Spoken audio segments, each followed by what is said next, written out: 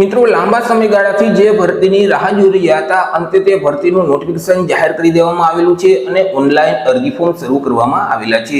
મિત્રો આપણે ચર્ચા કરીએ છીએ ભારતીય ટપાલ વિભાગ તરફથી જે જીડીએસ એટલે કે ગ્રામીણ ડાક સેવકની પોસ્ટ છે તે પોસ્ટ પર ભરતી જાહેર કરવામાં આવેલી છે। કુલ 44,228 જેટલી જગ્યા પર આ ભરતી બહાર પાડવામાં આવેલી છે।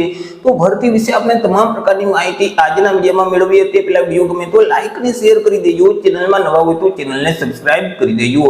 તો ચાલો મિત્રો વિડિયોની શરૂઆત કરીએ।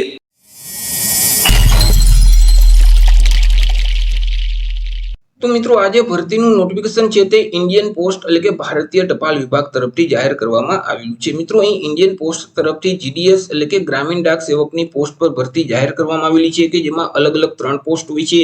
પહેલી જે પોસ્ટ છે તે બીપીએમ એટલે કે બ્રાન્ચ પોસ્ટ માસ્ટરની પોસ્ટ હોય છે। બીજી જે પોસ્ટ છે તે એબીપીએમ એટલે કે આસિસ્ટન્ટ બ્રાન્ચ પોસ્ટ માસ્ટરની પોસ્ટ હોય છે અને ત્રીજી જે પોસ્ટ છે તે જીડીએસ એટલે કે ગ્રામીણ ડાક સેવકની પોસ્ટ હોય છે। તો સૌથી પહેલા મિત્રો આપણે ચર્ચા કરી લઈશું કંઈક અગત્યની તારીખ વિશે। હવે મિત્રો આ જે ભરતી છે તેમાં જો તમારે અરજી ફોર્મ ભરવું હોય તો ઓનલાઈન અરજી ફોર્મ ભરવાનું રહેશે। ઓનલાઈન અરજી ફોર્મ આજથી શરૂ કરી દેવામાં આવશે એટલે કે 15/7/2024 થી અરજી ફોર્મ શરૂ કરવામાં આવશે। 15/7/2024 થી લઈને 5/8/2024 સુધીમાં તમારે ઓનલાઈન અરજી ફોર્મ ભરવાનું રહેશે। મિત્રો તમારે આ ભરતીમાં જો ઘર બેઠા જ ઓનલાઈન અરજી ફોર્મ ભરવું હોય તો અમારા જે WhatsApp નંબર છે 8799608249 આ નંબર પર તમે WhatsApp પર મેસેજ કરશો કે અમારે જીડીએસ માં ઓનલાઈન અરજી ફોર્મ ભરવું છે તો તમને નજીવી ફી સાથે ઘર બેઠા જ ઓનલાઈન અરજી ફોર્મ ભરી દેવામાં આવશે। મિત્રો અહીં ફોર્મ ભરતી વખતે જો કોઈ પણ પ્રકારની ભૂલ થઈ હોય અને તમે તેને એડિટ કરવા માંગતા હોય, તેમાં સુધારો કરવા માંગતા હોય તો 6/8/2024 થી લઈને 8/8/2024 સુધી તમે જે ફોર્મ ભરેલ છે તેમાં જે ભૂલ થઈ છે તેમાં તમે સુધારો કરી શકશો। મિત્રો અહીં જે ઓનલાઈન અરજી ફોર્મ છે તે જે જીડીએસ નું પોર્ટલ છે ઇન્ડિયન પોસ્ટ GDS online.gov.in તે વેબસાઇટ ઉપર જઈ તમારે ઓનલાઈન અરજી કરી દેવાની રહેશે। વાત કરી લઈએ મિત્રો પગાર વિશે કે ઉમેદવારને કેટલો પગાર મળવાપાત્ર થશે તો અહીં મિત્રો જે જીડીએસ ની પોસ્ટ છે તે પોસ્ટ માટે જે પગાર છે તે TRCA એટલે કે મિત્રો ટાઈમ રિલેટેડ કન્ટિન્યુટી એલાઉન્સ મુજબ પગાર આપવામાં આવતો હોય છે। જેમાં બીપીએમ એટલે કે બ્રાન્ચ પોસ્ટ માસ્ટરની પોસ્ટ છે તે ઉમેદવારોને ₹12,000 થી લઈને 29,380 મુજબ પગાર આપવામાં આવશે। તે સિવાય એબીપીએમ એટલે કે આસિસ્ટન્ટ બ્રાન્ચ પોસ્ટ માસ્ટરની જે પોસ્ટ છે અને ડાક સેવકની જે પોસ્ટ છે તે ઉમેદવારોને પગાર ₹10,000 થી લઈને 24,470 મુજબ આપવામાં આવશે। વાત કરી લઈએ એજ લિમિટ એટલે કે વય મર્યાદા વિશે। અરજી ફોર્મ ભરવા માટે ઉમેદવારની ઉંમર કેટલી હોવી જોઈએ તો અહીં મિત્રો અરજી ફોર્મ ભરવાની છેલ્લી તારીખ છે 5/8/2024 તે તારીખને ધ્યાનમાં રાખી ઉમેદવારે પોતાની ઉંમરની ગણતરી કરવાની રહેશે। 5/8/2024 ના રોજ ઉમેદવારની ઉંમર ઓછામાં ઓછી 18 વર્ષ અને વધુમાં વધુ 40 વર્ષની હોવી જોઈએ। પરંતુ એ મિત્રો જે અનામત વર્ગના ઉમેદવાર છે તેઓને ઉંમરમાં છૂટછાટ આપવામાં આવશે, જેમ કે એસસી અને એસટી કેટેગરીના તમામ ઉમેદવારોને ઉંમરમાં 5 વર્ષની છૂટછાટ આપવામાં આવશે। ઓબીસી કેટેગરીના ઉમેદવારોને ઉંમરમાં 3 વર્ષની છૂટછાટ મળવાપાત્ર થશે।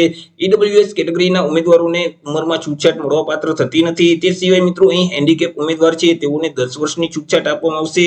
જો હેન્ડીકેપ ઉમેદવાર છે અને તેઓ ઓબીસી કેટેગરીમાં આવતા હશે તો તેઓને 13 વર્ષની છૂટછાટ આપવામાં આવશે। જો હેન્ડીકેપ ઉમેદવાર છે અને તેઓ એસસી અથવા તો એસટી કેટેગરીમાં આવતા હશે તો ત્યારે તેઓને 15 વર્ષની છૂટછાટ મળવાપાત્ર થશે।